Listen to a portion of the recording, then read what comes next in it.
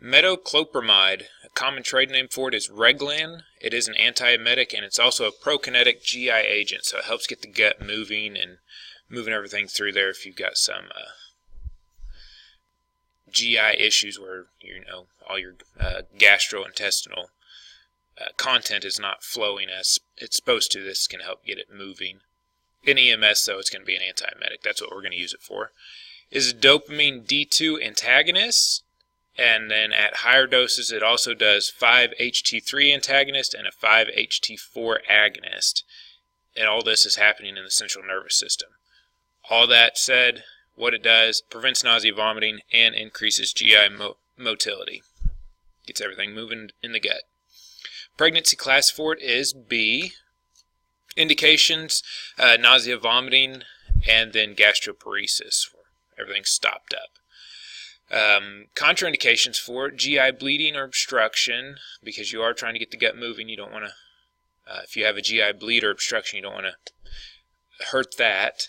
Heart failure, liver failure, epilepsy, Parkinson's disease, renal failure, and pheochromocytoma. And the big one with the Parkinson's is because it does mess with the dopamine receptors, and Parkinson's as well has affected those dopamine receptors. Adverse reactions, extrapyramidal reactions are pretty common with this drug. It can also cause some fatigue, headache, dizziness, bradycardia, AV blocks, and then a very small amount nausea, vomiting as well. But for the most part, that's what you give it for. Drug interactions, other CNS depressants can cause issues whenever you're mixing them up. Antihistamines, anticholinergics, MAOIs. You just want to use caution anytime you're giving it with any of those other medicines. Dosage, typically for an adult, it's going to be 10 milligrams, either IV or IO. You can also give it PO based on your protocol, of course, and it's going to be a 10 milligram dose as well. Pediatrics is going to be 0.1 milligram per kilogram IV or IO, and then up to a max of 10 at a time.